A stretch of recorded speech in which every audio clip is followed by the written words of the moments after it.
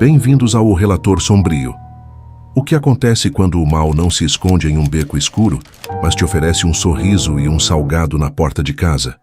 Em Garanhuns, Pernambuco, a fachada de normalidade de uma família escondia um segredo tão profano que desafia a compreensão humana. Esta não é apenas uma história sobre assassinato, é sobre canibalismo, manipulação psicológica, uma seita bizarra e a comercialização do horror. O que você vai descobrir hoje, nos detalhes mais profundos e perturbadores, vai te surpreender e redefinir o seu entendimento sobre a escuridão que pode morar ao lado. Fique conosco até o fim, pois cada camada deste caso revela um abismo mais profundo. A ideologia da purificação e a loucura calculada. Toda grande atrocidade precisa de uma filosofia que a justifique perante seus autores. Para o trio de Garanhuns, essa filosofia era a seita Cartel, uma ideologia autocriada, confusa, mas mortalmente eficaz em seu propósito, dar um sentido superior à brutalidade. No cerne do cartel estava um objetivo grandioso e delirante: a purificação do mundo e o controle populacional. Nas mentes de Jorge, Isabel e Bruna, o mundo estava superpovoado, e cabia a eles, como agentes de uma força superior, fazer a limpeza. As vítimas, portanto, eram desumanizadas. Elas não eram vistas como pessoas, mas como elementos impuros, excedentes, que precisavam ser eliminados para o bem maior. Essa desumanização é um mecanismo psicológico clássico. Sem ela, a consciência não suportaria o peso do ato. Dentro dessa estrutura delirante, o canibalismo ganhava um novo significado. Não era um ato de sadismo pelo sadismo, embora também o fosse, nem um ato de sobrevivência. Era um ritual. A ingestão da carne humana era parte central do processo de purificação. Ao consumir a vítima, eles acreditavam estar absorvendo ou neutralizando a impureza. O trio operava com uma meta numérica. Eles acreditavam que o assassinato de 3 mulheres completaria um ciclo espiritual e místico. A terceira morte abriria um portal para o paraíso. A única razão pela qual não cometeram um 4º assassinato, segundo as investigações, foi porque foram presos antes que pudessem selecionar a próxima vítima. Essa ideologia era conveniente. Ela mirava especificamente em mulheres jovens, vulneráveis, muitas vezes mães solteiras, pessoas que, na visão distorcida do trio, representavam o excesso populacional. Eram pessoas que, tragicamente, tinham menos redes de apoio, menos dinheiro e cuja ausência demoraria mais a ser notada. A ideologia servia perfeitamente ao seu oportunismo predatório. Em 2012, enquanto os crimes ainda estavam ocorrendo, Jorge Beltrão fez algo extraordinário. Ele escreveu e registrou em cartório um livro de 45 páginas. O título: Revelações de um Esquizofrênico. O livro, que ele alegou ter escrito com a ajuda de funcionários de um Centro de Atenção Psicossocial, o CAPS, é uma janela fascinante para sua mente. Nele, Jorge narra supostas alucinações que o acompanhavam desde a infância. Descreve um assassinato que teria cometido em um hospício e conta uma versão fantasiosa e distorcida da morte de Jéssica, a primeira vítima. À primeira vista, o livro parece ser a prova de sua insanidade. Uma confissão de um homem atormentado por demônios internos, mas uma análise crítica, especialmente à luz dos fatos do julgamento, sugere algo muito mais sinistro. O livro parece ser menos uma crônica autêntica de doença mental e mais um esforço calculado, uma estratégia brilhante para construir uma futura defesa de insanidade. O timing de sua criação, e crucialmente de seu registro em cartório, é altamente suspeito. O ato de registrar um livro em cartório é uma ação burocrática, lógica e legalista. Requer planejamento, organização e o pagamento de taxas. Custa dinheiro. É um comportamento inconsistente com o processo de pensamento desorganizado e caótico, típico de um surto de esquizofrenia grave. O próprio Jorge, talvez em um ato de arrogância ou duplicidade cínica, oferece uma pista no último capítulo de sua obra. Ele escreve: "Tudo isso que revelei não sou eu nem ninguém, é só minha mente. Essa frase é ambígua, pode ser interpretada como um aviso, uma confissão velada de sua própria farsa, uma forma de confessar os crimes e, simultaneamente, negar a responsabilidade por eles. A conclusão dos laudos psiquiátricos, que anos depois considerariam o trio perfeitamente são e imputável, expõe o livro Revelações de um Esquizofrênico como o que ele provavelmente sempre foi. Uma peça de ficção estratégica, uma ferramenta sofisticada, criada por uma mente psicopata e altamente organizada, que usa a linguagem da doença mental como uma arma de manipulação. A ideologia do cartel e o livro não foram a causa dos assassinatos.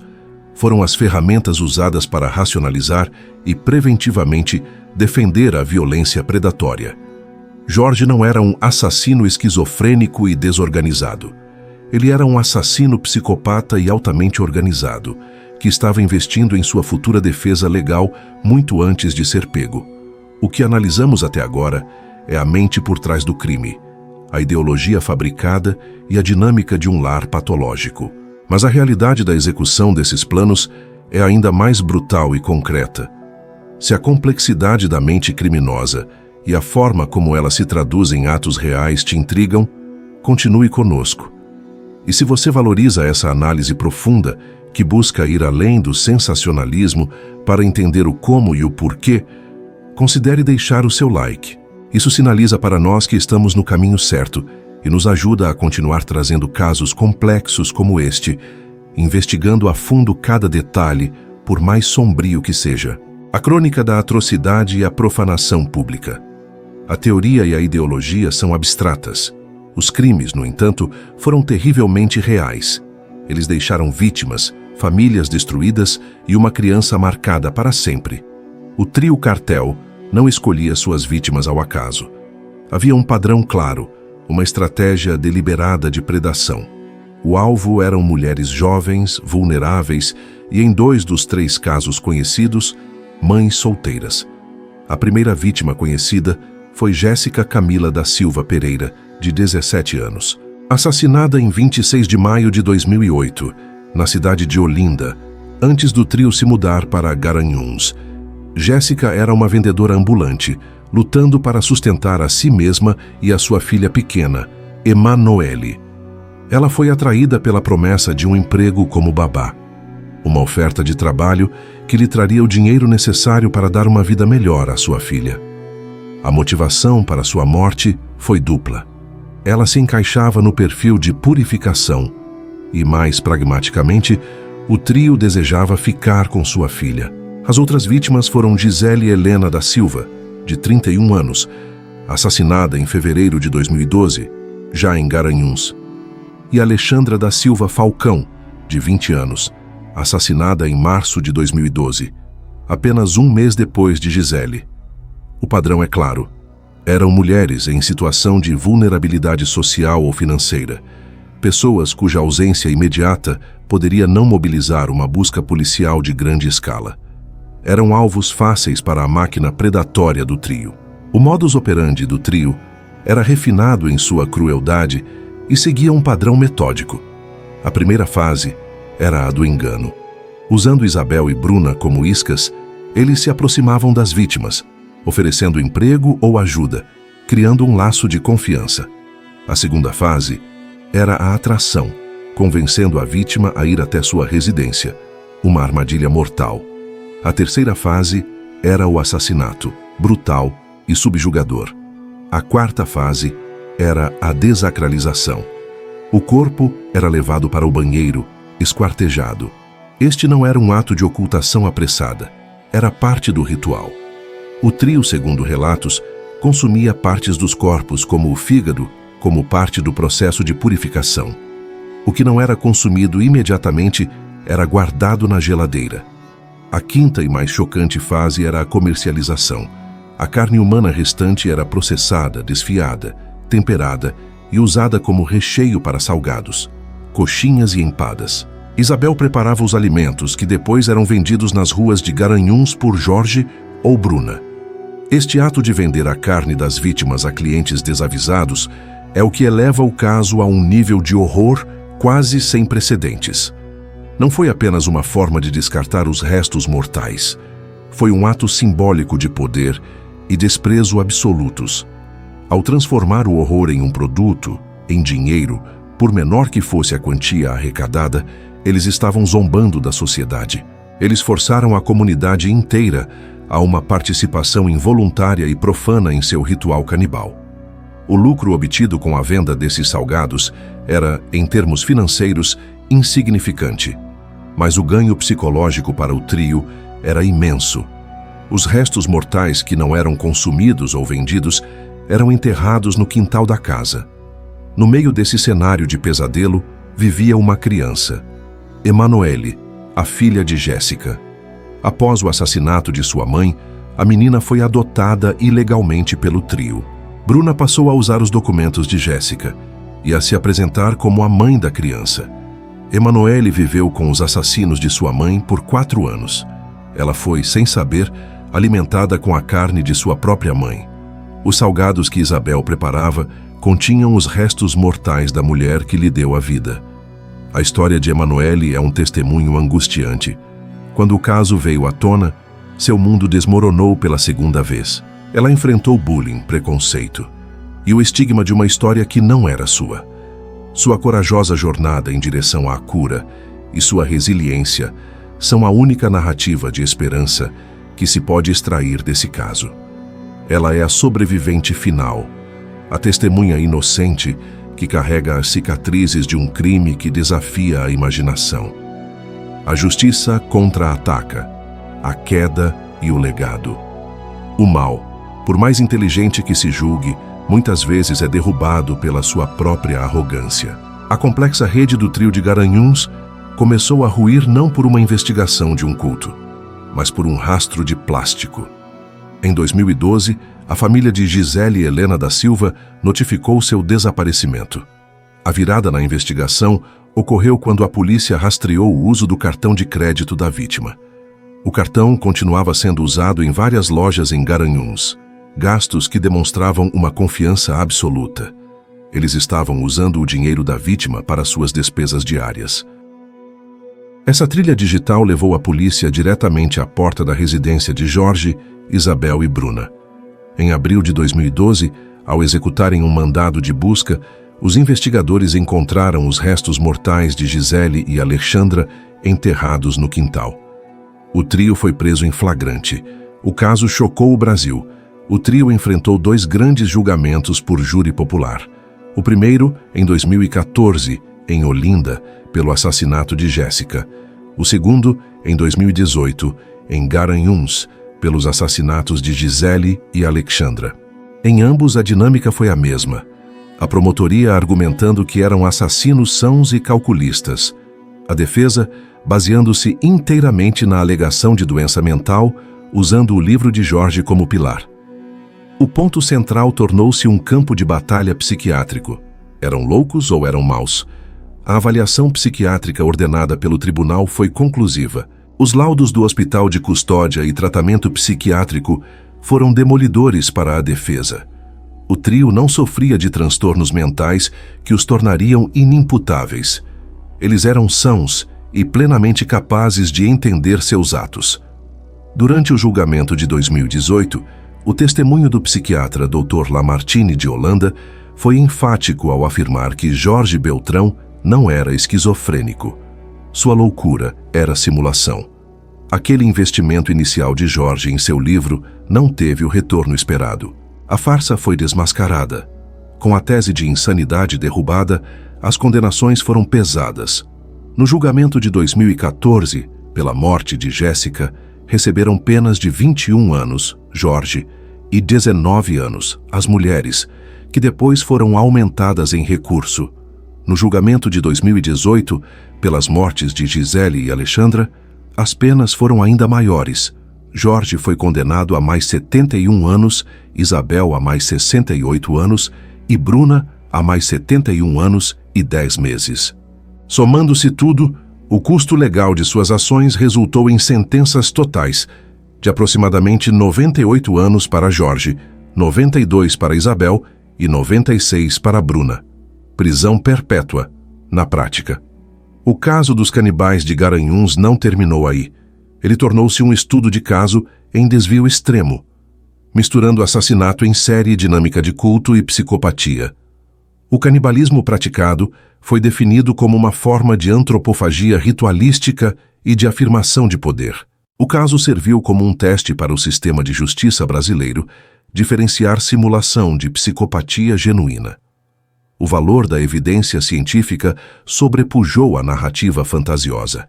O horror de Garanhuns penetrou no imaginário popular de forma única, não só pelo canibalismo, mas pela comercialização da carne humana nos salgados. Foi a violação de confiança definitiva que forçou a comunidade a uma participação involuntária no ritual macabro. Conclusão: a banalidade da maldade. O caso dos canibais de Garanhuns é um estudo sombrio sobre como a combinação de uma personalidade psicopática dominante, uma dinâmica doméstica patológica, uma ideologia fabricada para justificar o mal e a predação direcionada de indivíduos vulneráveis, culminou em uma das sagas criminais mais aterrorizantes da história do Brasil. A análise final revela que os crimes não foram o resultado de uma loucura incontrolável, como Jorge queria que acreditássemos com seu livro. Foram o resultado de uma maldade calculada, fria e oportunista, mascarada por uma fachada de delírio religioso e doença mental. As lições do caso são profundas. Ele sublinha a importância crítica de uma avaliação psiquiátrica forense rigorosa para desmascarar simulações. Ele demonstra os mecanismos de controle coercitivo e delírio compartilhado, que podem existir em pequenos grupos fechados. E, finalmente, o caso de Garanhuns permanece como um lembrete indelével do poder que tais crimes têm de desafiar nosso senso de segurança, nossa confiança no próximo e a ordem moral de toda uma sociedade. Ele nos força a confrontar a perturbadora realidade de que o monstro, às vezes, não está escondido nas sombras. Ele está na casa ao lado, sorrindo e oferecendo um salgado. A história dos canibais de Garanhuns é um lembrete sombrio de que a realidade pode ser, e frequentemente é, mais aterrorizante que qualquer ficção. O que mais te chocou neste caso? A manipulação calculada de Jorge, a cumplicidade ativa de Isabel e Bruna, ou a profanação pública através da venda dos salgados? Deixe sua opinião nos comentários. Se você acredita que casos como este precisam ser analisados com seriedade, profundidade e respeito aos fatos, inscreva-se no O Relator Sombrio e ative o sininho. Assim, você não perde nossas próximas investigações sobre os cantos mais escuros da natureza humana. Eu sou o Relator Sombrio. Obrigado por assistir. A Anatomia do Lar Assassino.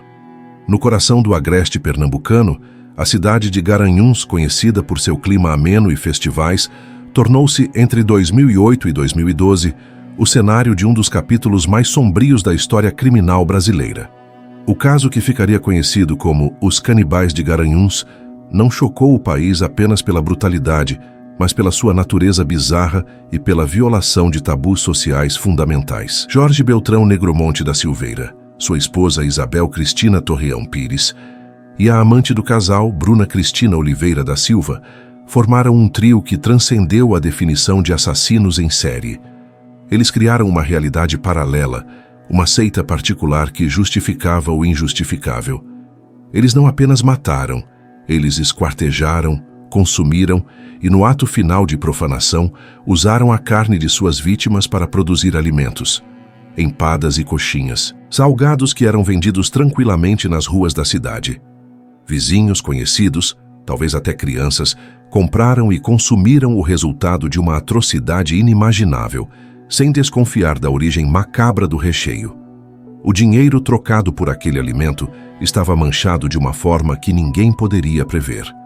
Este caso é uma teia complexa de psicopatologia extrema, ideologia delirante e um oportunismo cruel. E para entender como isso foi possível, precisamos primeiro dissecar as mentes que compunham essa unidade mortal. O que une três pessoas em um pacto de assassinato e canibalismo? No centro deste furacão estava Jorge Beltrão Negromonte da Silveira. Nascido em 1961, Jorge não era um novato na violência. Sua biografia é pontuada por sombras muito antes da formação do trio. Na adolescência, ele já havia enfrentado uma acusação de homicídio. Embora tenha sido absolvido por falta de provas, a semente da violência estava plantada. Jorge era uma figura de contradições. Descrito por alguns como inteligente e articulado, ele também exibia um comportamento errático e perigoso. A escalada de sua violência atingiu o próprio sangue. Ele tentou assassinar a própria mãe. O motivo? Não foi um surto psicótico isolado. Foi um crime calculado, visando um ganho material. Ele roubou dela uma quantia significativa de dinheiro, que usou para comprar uma casa. Este ato precoce é fundamental para entender Jorge. Ele mistura a violência extrema com um crime financeiro planejado. Ele não era apenas um louco, ele era um predador calculista. Ao longo dos anos, Jorge flertou com o sistema de saúde mental, alegando ser comandado por forças malignas, uma narrativa que ele refinaria mais tarde para construir sua defesa. No entanto, os laudos psiquiátricos e as evidências do julgamento pintam um retrato diferente. Ele era lúcido, manipulador e possuía um carisma sombrio. Ele se posicionou como o arquiteto de uma nova ideologia, a seita Cartel. Ele era o Messias, o líder que ditaria as regras de um novo mundo. Sua recente e autoproclamada conversão a pastor, já dentro da penitenciária, soa menos como redenção e mais como a continuação de seu padrão de vida. Criar personas, manipular percepções e manter o controle, buscando talvez algum tipo de status ou benefício, mesmo atrás das grades. Mas Jorge não agiu sozinho. Sua visão delirante precisava de seguidores, de cúmplices que transformassem suas ideias em ação, e ele as encontrou em Isabel Cristina e Bruna Cristina. Longe de serem seguidoras passivas ou vítimas coagidas, ambas foram participantes ativas, essenciais para a execução dos crimes. Isabel Cristina Pires, a esposa, vinha de um contexto de dificuldades. Crescida em uma família mórmon empobrecida, ela talvez visse em Jorge uma figura de autoridade ou estabilidade, mesmo que distorcida. Seu papel nos crimes era visceralmente doméstico. Era Isabel quem, segundo os autos, desempenhava a função central na cozinha do horror. Ela preparava os salgados, cozinhava a carne humana, transformando o ato do assassinato em um produto comercializável. Ela era a dona de casa daquela estrutura macabra. Bruna Cristina Oliveira da Silva era a peça mais jovem do quebra-cabeça. Ela se juntou a eles para formar um triângulo amoroso, uma dinâmica que cimentou ainda mais a coesão patológica do grupo. Bruna não apenas participou ativamente dos assassinatos, mas foi além.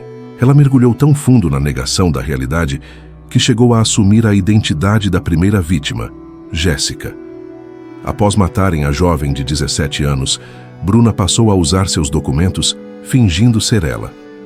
Mais terrivelmente, ela ajudou a criar a filha de Jéssica, uma menina que cresceria chamando-e assassina de sua mãe de mãe. A participação delas em todas as fases do crime, desde a atração da vítima, o assassinato, o esquartejamento, o consumo e até a venda da carne, demonstra uma cumplicidade total. Elas não foram forçadas. Elas compartilhavam da responsabilidade e, ao que tudo indica, da crença.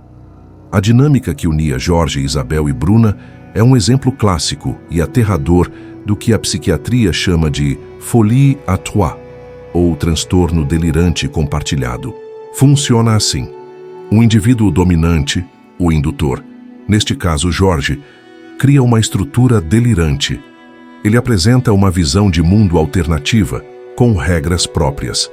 Então, indivíduos suscetíveis, os induzidos, Isabel e Bruna, que vivem em um sistema fechado e isolado com o indutor, começam a adotar esse delírio como se fosse a realidade. Dentro da casa em Garanhuns, o desvio extremo foi normalizado. O que para nós é impensável, assassinato, canibalismo, tornou-se para eles um ato racional. Mais do que isso, tornou-se um ato necessário, um ritual para atingir seus objetivos de purificação. Mas é crucial entender que a ideologia da seita Cartel provavelmente não foi a causa dos crimes, foi a justificativa. A estrutura do trio não era a de um culto religioso tradicional. Era uma unidade familiar simbiótica e patológica, construída sobre uma base de desvio que já existia em cada um deles. O histórico de violência de Jorge por dinheiro antecede a formação do grupo. Ele não corrompeu pessoas inocentes. Ele atraiu e enredou indivíduos que já possuíam a suscetibilidade para sua visão de mundo. A ideologia foi sobreposta a uma estrutura doméstica e romântica que já era profundamente disfuncional. O ato de assumir a identidade de Jéssica e roubar sua filha não é o ato de um fanático religioso puro. É um ato de usurpação. Eles não queriam apenas eliminar uma vida impura. Eles queriam tomar essa vida para si, funcionando como uma forma grotesca de construção familiar. Isso reconfigura o caso. Não estamos falando apenas de assassinato por culto, estamos falando de uma aniquilação familiar patológica, onde as fronteiras entre ideologia, abuso doméstico, ganho material e assassinato em série se tornaram completamente indistinguíveis.